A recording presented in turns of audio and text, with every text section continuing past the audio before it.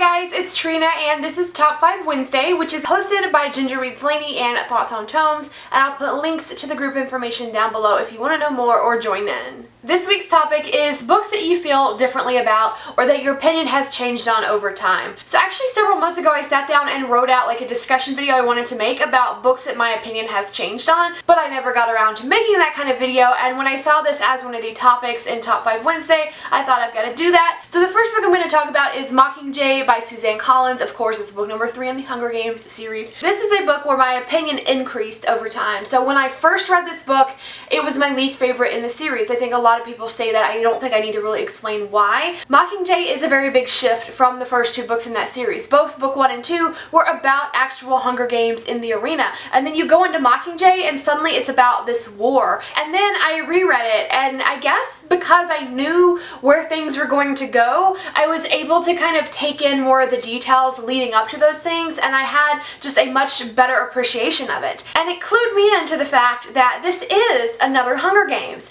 The capital was the arena, and everything that we have seen in books 1 and 2, it was all repeated. It follows the same exact formula, and so for that reason I really was able to appreciate it more. The second thing I want to talk about is a series. It is the Selection series by Kira Cass. I have always liked this series and I do still like it, but I have come to understand some things better in the years since I started this series. The story is about a girl that goes to a royal palace to compete for the love of the prince. While she is there trying to win the heart of the prince, then a second love interest is thrown in for her. I did not like one of the guys in the love triangle. I did not like how indecisive she was. But then after I finished it, I was like, you know what though? How boring would this book have been if she didn't have a degree of choice in her own life? It wasn't just her going along with Maxon's decisions and waiting around hoping a guy would choose her. It put the power into her hands, which I felt was pretty empowering of a female character. She got to have the choice. The next series I want to talk about is the Shatter Me series by Tahereh Mafi. I've only read this trilogy one time through and I really liked it the first time, but I like it more now that I've had time to think about it more. So through the events in this series,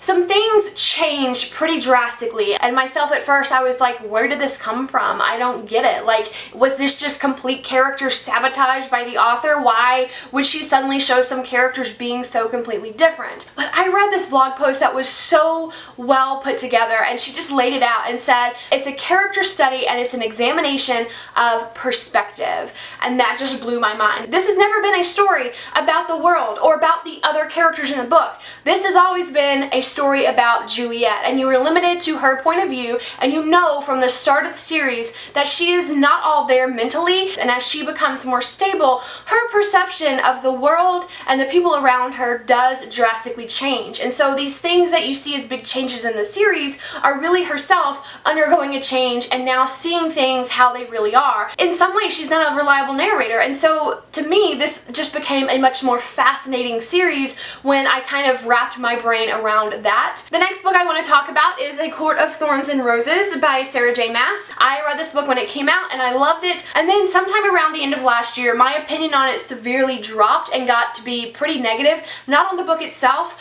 but on the conversations surrounding this book. There are so many people out there that dislike this series, and I feel like every time I mention that I always get some comments like, who doesn't like it? I've only ever heard good things about it. It's very, very divisive. So there are people out there that really dislike it and there are people that really love it, and I definitely think that both sides of that argument are ones worth listening to. Now, what I was getting upset about was not the content of the book itself, but the way in which I was hearing reviewers talk about other reviewers. There were a lot of reviews on both sides that were very leading and very forceful of their opinion, like if you don't feel the same way, you're wrong. And there were people like just name calling back and forth and saying if you like this book or these characters, you are an awful person. And I think that's uncalled for. That's a line being crossed. We should be reviewing the material in the book and not the people that have read it. And so having seen that behavior in a community that I'm a part of and that I love, I feel like there was just this dark cloud put over me around this book. And so it was to the point where anytime I would just see this book cover or hear anybody mention it,